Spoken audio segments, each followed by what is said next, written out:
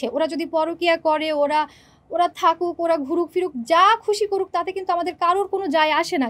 Ultimately সাথী কিন্তু বাদ যায়নি, বাদ গেছে তারা যারা আমার কাছে অভিযোগ নিয়ে আসছিল।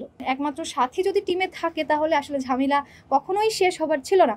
সাথী টেকনিক্যালি কিন্তু টিমের প্রত্যেকটা মেম্বারকে বাদ দিচ্ছে, এটা কিন্তু আমি আগেই বলছি। আমার প্রথম এবং প্রধান অভিযোগ যে সাথী টেকনিক্যালি টিমের প্রতিটা মেম্বারকে বাদ দিচ্ছে। ওরা যদি পরকীয়া করে, ওরা ওরা থাকুক, ওরা ঘুরুক ফিরুক, যা খুশি করুক, তাতে কিন্তু আমাদের কারোর কোনো যায় আসে না। কিন্তু টিমে যখন প্রবলেম হচ্ছে তখন আমরা কতক্ষণ চুপ করে থাকবো বলেন?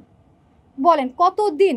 আমি সজীবকে ওয়ার্নিং দিছিলাম, আমি 3 মাস 6 মাস 8 মাস টাইম দিয়েছিলাম, কিন্তু সে টাইম নিয়েছিল, কিন্তু সে টাইমের মধ্যে সাথীকে বাদ দিতে পারে নাই। ঠিক আছে, আমি বলেছিলাম যে তুই যদি প্রেম করিস তো কর, ওকে শুধু টিম থেকে সরা, তুই ওকে টাকা দে, তুই ওকে রাখ, তুই ওকে যা খুশি কর, কিন্তু টিমেও থাকবে না। বুঝতে পারছেন? মানে ওর সাথে প্রেমের কারণে একটা হয় না যে একটা মানুষের সাথে যদি আপনি সেরকম আপনার সম্পর্ক থাকে তাহলে সেই মানুষের একটা পাওয়ার ক্রিয়েট হয়। তো জিনিসটা এরকম। তো সিনিয়র যারা আছে তারা কিন্তু এই পাওয়ারটা সহ্য করবে না। ঠিক আছে, যেমন কেউই সহ্য করবে না। আমার সামনে কিছু যেমন করতে পারেনি, আমার ক্ষেত্রে যেটা হয়েছে কি, সে আমাকে ডাকে নাই। কেন ডাকে নাই জানেন? ওদের প্রেমটা আমার চোখে পড়বে এই জন্য, সজীব এবং সাথীর প্রেমের কারণে।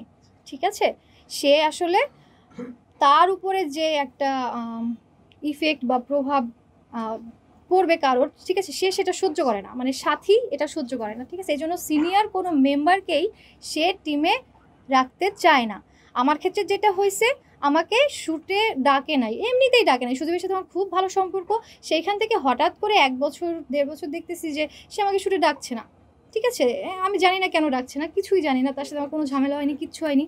ঠিক আছে, পরবর্তীতে যখন আমার কাছে সব মেম্বাররা অভিযোগ দিছে একে একে যে আপু আমরা হয়তো বা কাজ করতে পারবো না, হয়তো বা বেরোয় যাবো, তুমি একটা কিছু করো। হ্যাঁ, মানে ওদের জায়গা থেকে ওরা আসলে আমার কাছে কিছু এক্সপেক্ট করে আসছিল যে আপু সজীব ভাইকে বললে হয়তো বা কাজ হতে পারে, হ্যাঁ, ঝামেলাটা হয়তো শেষ হয়ে যাবে।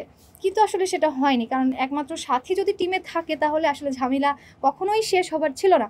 হ্যাঁ, তো সজীব আমাকে যখন আমি ওকে টাইম দিয়েছিলাম, ও বলেছিল যে সাথীকে বাদ দিবে, কিন্তু দেয়নি। আলটিমেটলি সাথী কিন্তু বাদ যায়নি, বাদ গেছে তারা যারা আমার কাছে অভিযোগ নিয়ে আসছিল। ঠিক আছে, প্রায় 5-7 জন এভাবে বাদ চলে গেছে। তাহলে আপনারা বুঝতেই পারছেন